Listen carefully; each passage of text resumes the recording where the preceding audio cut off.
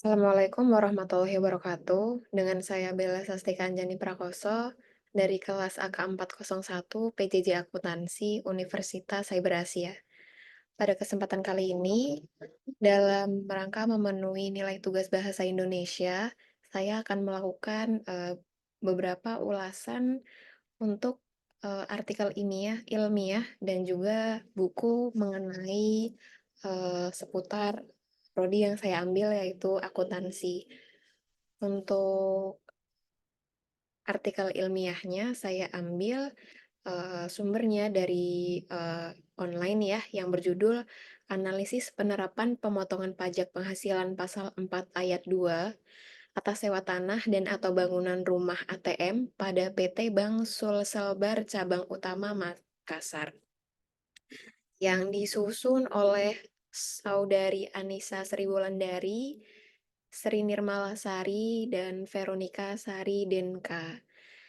Eh, Esai ini membicarakan mengenai pemotongan pajak penghasilan atas sewa tanah dan bangunan suatu bank, di mana pada artikel ilmiah ini dihasilkan beberapa hasil atau beberapa pokok pembahasan, di antaranya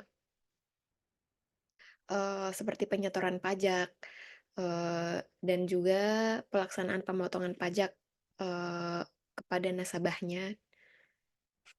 Dilihat dari kerangkanya dari sebuah artikel ilmiah, saya akan perlihatkan sumbernya. Jadi berikut adalah artikel ilmiah analisis keuangannya dalam bentuk asli.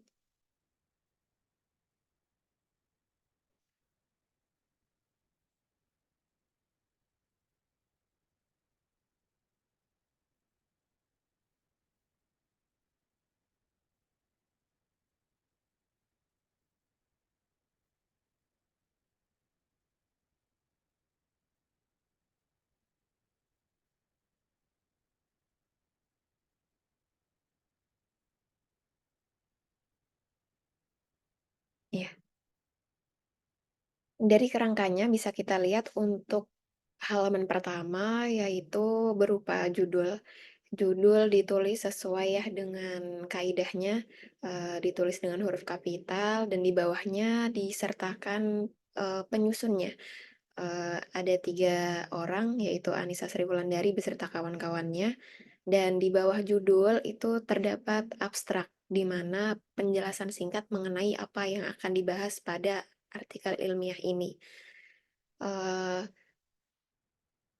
Sebenarnya artikel ilmiah ini tuh membahas tentang bukan membahas. Jadi di artikel ini menganalisis sebuah penerapan pemotongan pajak sebuah bank, di mana pada kerangkanya sudah sesuai dengan kaidahnya ya, terdapat pendahuluan yang berisi latar belakang, eh, bagaimana artikel ilmiah ini disusun, dan kemudian rumusan masalahnya apa sih yang ingin diketahui dengan ditulisnya artikel ilmiah ini, serta tujuannya apa, tercapai atau tidaknya dari menjawab atau tidakkah dari rumusan masalah itu sendiri.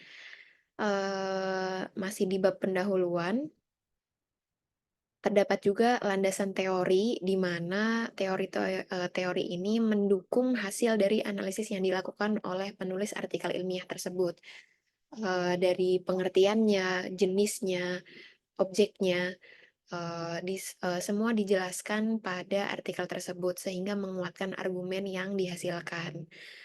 Untuk bab keduanya disajikan metode penelitian.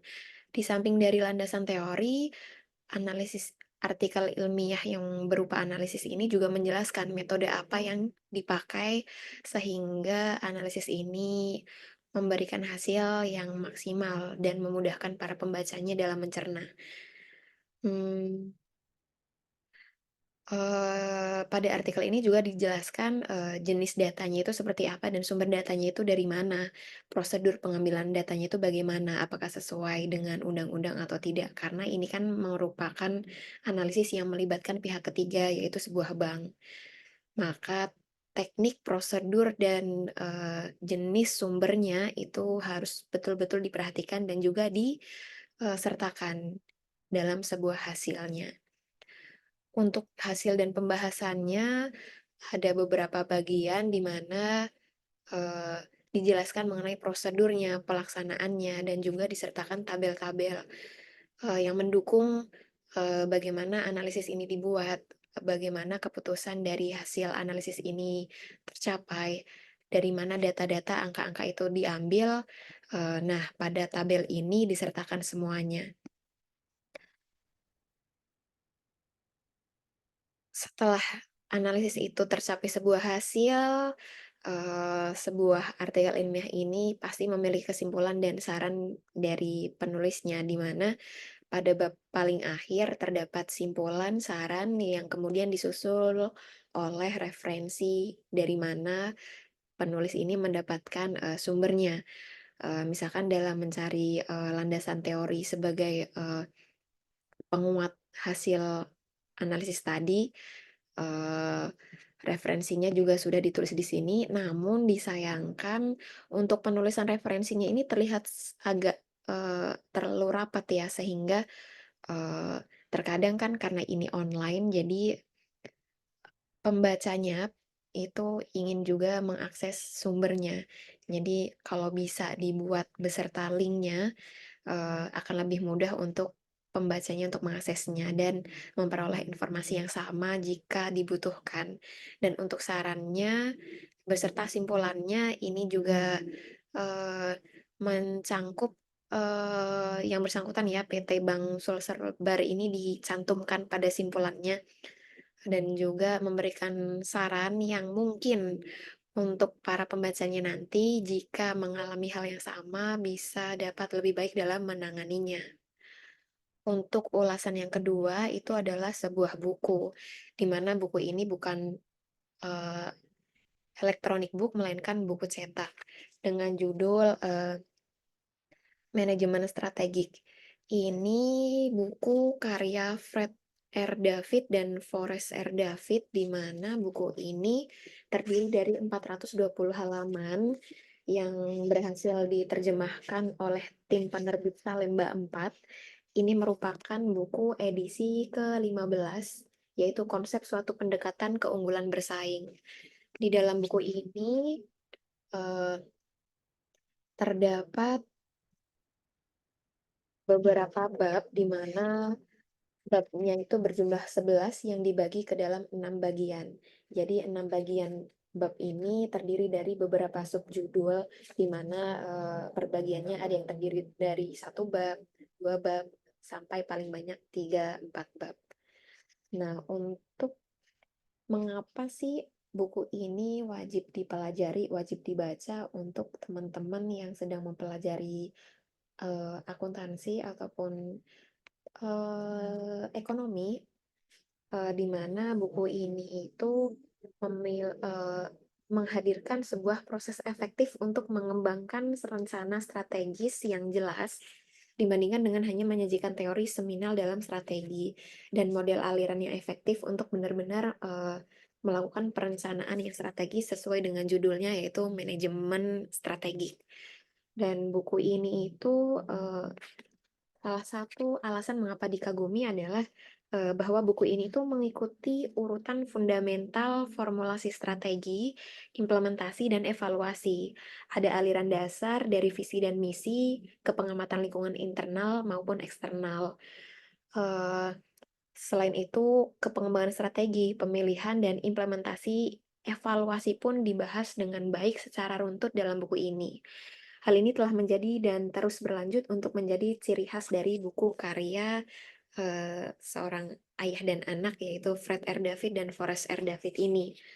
Mmm, untuk, review dari beberapa pembaca, bisa dilihat dari bukunya di bagian pengantar ini juga dijelaskan bahwasanya mereka yang telah membaca buku ini itu buku yang sangat strategis di mana buku ini banyak mencuri bentuk dan pelatih dari penulis sebelumnya yaitu Alabama Nick Saban, yang mengajarkan sebuah proses. Buku yang menceritakan bagaimana sebuah proses itu terjadi.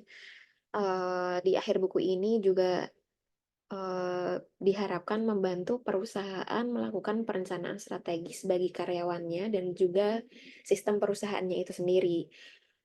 Buku ini juga mengajarkan sejumlah konsep yang kurang lebih terkait dengan strategis. Di dalam buku ini juga di akhir tiap bagiannya yang terdiri dari beberapa subbab judul itu terdapat kesimpulan dan juga soal-soal latihan di mana diharapkan agar mahasiswa yang telah membaca atau para pembaca yang telah membaca buku ini bisa menguji sih bagaimana apa yang dibaca mereka apakah sudah masuk dalam pemahaman kita lalu ditingkatkan dengan mencoba mengerjakan latihan-latihan soal yang diberikan. Di sini juga dijelaskan di setiap akhir subbab judul pada bagian-bagian itu tadi yang terdiri dari 6 bagian oleh beberapa subjudul juga disajikan eh,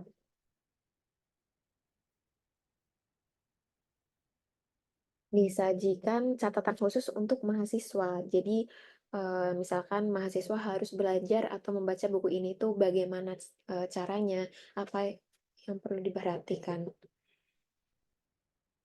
Eee, Mungkin itu saja yang dapat saya sampaikan mengenai ulasan buku ini. Apabila ada kekurangan, mohon maaf dan semoga bermanfaat. Terima kasih. Wassalamualaikum warahmatullahi wabarakatuh. Eh,